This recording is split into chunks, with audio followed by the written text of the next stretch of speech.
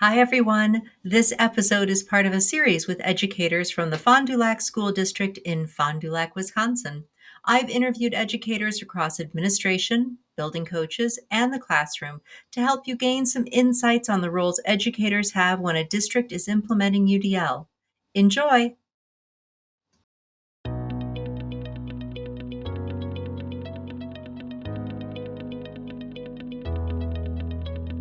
Hello, and welcome to UDL in 15 Minutes, where educators discuss their experiences with UDL. I'm Louie Lord Nelson, UDL author and leader. Today, I'm talking with Gina Marchionda-Schneider, who's a second grade teacher at Lakeshore Elementary School in Fond du Lac, Wisconsin. Today, Gina is going to share a lesson she taught in May of 2020, the height of COVID lockdown, that brought together academics and social-emotional learning using the digital learning environment. And it was all planned using the UDL framework. Hi, Gina. How are you? I'm doing very well, thank you. Oh, wonderful. It's so great to talk to you. Thank you for coming on. So, first off, could you please let us know about your education and teaching background? Sure. I've been teaching for 29 years now. I started in Kiel. I did a year in Kiel, Wisconsin, and the rest of my years I've been with the Fond du Lac School District. I've taught first grade, I've taught multi-age, grades 1, 2, but since 2004 I've been teaching second grade. Wow. That's a lot of experience, and I just love hearing that you have brought UDL in after so many years and so much experience. So that's really exciting. So this lesson you taught in May of 2020, and that was at the height of the US lockdown. Students had been learning from home since March 17th, and so many were struggling with social emotional issues like anxiety, but you wove together academics and social emotional learning and saw some phenomenal results. And I'm really excited to unpack this with you. So, could you start by sharing the goal of the lesson and then how you wove in that social emotional piece? So the goal of our lesson was really to get children outside. That was our primary goal. My colleagues and I noticed that in general across the United States that children, their emotional health was starting to slip a little bit and they weren't spending as much time outside as they could. So we decided to put our brains together and think, how could we take academics and SEL and these tech tools that they were using to create a lesson together and support them. So we really focused on the social emotional aspect of getting them outside and exploring their yard and their neighborhood. And then our other goal was kind of a building goal that we had. We were talking about building vocabulary in our students. So we used that goal of building vocabulary and having children go outside and get away from their screens and just enjoy nature. Nice. And you had all sorts of choice options throughout that lesson, from what I understand. But one of the things they got to choose was the platform that they used. So, talk about how you set them up for success when it came to that. That's a really complex choice for a second grader. Yes, it is. And I just want to say that throughout the year, I had technology integration specialists to work with. They also showed up at the lesson that day when we introduced it, along with our other coach, Shannon Schultz, who really is a UDL expert in our district. So the way that I'd have to say my team set them up for success was that over the course of the year, the children had learned different platforms along the way. So, for example, they were really good at Google Classroom by the time the pandemic hit. We were using that to use Google Draw. We were using Seesaw all year long already, and they were pretty good with Google tools in general. So we let them choose. If they wanted to use Google Slides, they could use Google Slides. And within Google Slides, they could use any tool in Google Slides to show what they knew. For example, there's a lot of assistive tech in Google Slides. So they could use audio, they could use photo, they could use video, GIFs, whatever they wanted to do to show what they knew. Now, the kids were also learning how to use WeVideo, and that's where this gets interesting. We had a student choose to use WeVideo instead of Google Slides. So the kids knew that they could use whatever platform they had learned that year to show what they knew. And the other interesting part is that they knew how to take their work and download it and upload it and share it in Seesaw, which would go to our Seesaw blog, and then they could talk to each other. So these second graders are definitely really advanced with their knowledge of the technology. You also had a rubric that your students used to help them know, just what they were supposed to put on this technology. But then your students went beyond that and they really exemplified being an expert learner. So how did they do that? Talk about that piece. I think I could start with saying that when all of these platforms were introduced, we did them one at a time throughout the entire year. And along with that, we introduced executive functioning. So when I would have one of my peers co-teaching with me, we would often say, we're going to do this part, but this is how long it should take you. We kind of put parameters in for them, the first, next, then last. But also made sure that the structure was loose enough that they knew that they didn't have to aim for perfection, just show us what you know.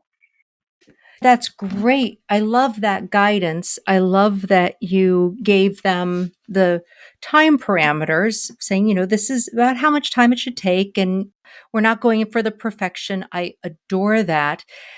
And I want to go back to kind of our original point here, which was to talk about this connection between social emotional learning and academics and technology and UDL. And just right there, that really encapsulates that support of their social emotional learning to help them work on those executive functions and to see how they are using that part of themselves to impact their learning.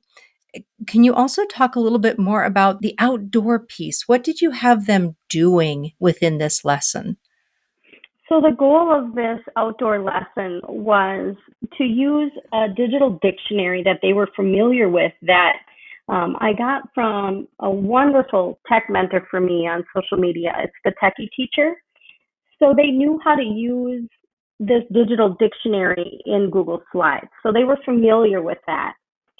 Um, the next step was to look at their backyard and their neighborhood and connect a vocabulary word. So, for example, a lot of them discovered that they had a wood pile in common. So, under W, they put wood pile. One of my students was obsessed with frogs. And so, of course, you could expect that. He found a frog in his backyard, took a picture, and put that under F for frog. They didn't have to go out and take pictures. So let's say they thought of something in their yard, but they couldn't find a picture of it. So that wasn't a barrier. They could go find another picture online or a video. The other thing that we allowed them to do is if they had siblings at home, their sibling could help them. So they didn't have to do it alone. And I believe the other best part of this is a lot of my students decided to start collaborating together. I think they were using Messenger for Children, or they would FaceTime each other and get ideas from each other. That happened a lot when they were doing their schoolwork. So they knew that they could still collaborate either with the people in their home or the people in our classroom. But the goal was really to be outside and try to find 26 different things in their backyard that they could add to their digital dictionary. I love this. I just love this connection. So, like you said, getting them outside, but then this lovely collaborative piece that evolved and came out of it. So, that definitely supported their social emotional connections, especially during that lockdown period. And then also helping them work on that technology dictionary. So, they really were working toward that academic goal of building their vocabulary and seeing those connections with the 26 letters of the alphabet. That's wonderful. That's just incredible. I think you had talked about there was a particular student that really stood out with what he or she, I think it was a he, chose to do with the technology. Can you dig into that a little bit more? Yes, I had a student who at the end of kindergarten was dismissed from special education. And he decided that instead of using Google Slides, he wanted to really keep using WeVideo. He loved WeVideo. He wanted to do it that way. He just did it that way. He knew that he didn't even have to really ask me or ask my peers that I collaborate with. He just did it. And that really taught me a lot as a teacher that sometimes kids can tell us what they need. And when they tell us what they need and they know that they can use a different platform to show us those targets and those standards in their way, it's amazing what can happen. The student's project was absolutely phenomenal. It really was a projection of who he was as a person. And it was just so exciting to see what he showed us from his yard and his home. It really was so personal. So I think what I learned from that as a teacher is we can really personalize learning when kids have choice. Even if they Abs- come up to us and say, you know what, have you ever thought maybe we could do it this way? And being open to that. yeah. Yeah.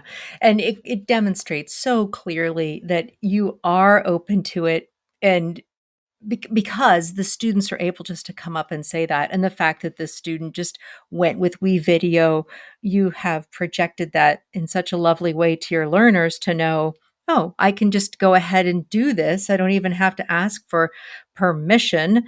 I have this flexibility. In the kid voice, it's I'm going to do this, but from the adult side, we're like, oh, this is so refreshing to see, because he knows what tools are around him. He knows what he is going to do best with, and he moved forward. And that's exactly what we're going for with expert learners. Oh my gosh. I have one last question for you, because you've been in the classroom for 29 years, and I'm assuming UDL just came into your life within the last, I don't know, few years. You can say how many, but what do you feel like has been a shift for you? And what was maybe the thing that brought you into it, that made you go, ah, this is different than what I was doing before? I think a big shift for me was when I went to ISTE a few years back. I learned really that there were so many options for students to show what they know, that there was assistive technology out there, and that the students that I teach are digital age learners. And that really spoke to me, knowing that there are standards and goals for digital age learners so that they can grow into the people they need to be to work in a global society. That was the big aha for me. But I have to say, I am one of the luckiest teachers around because I have such great instructional coaches around me.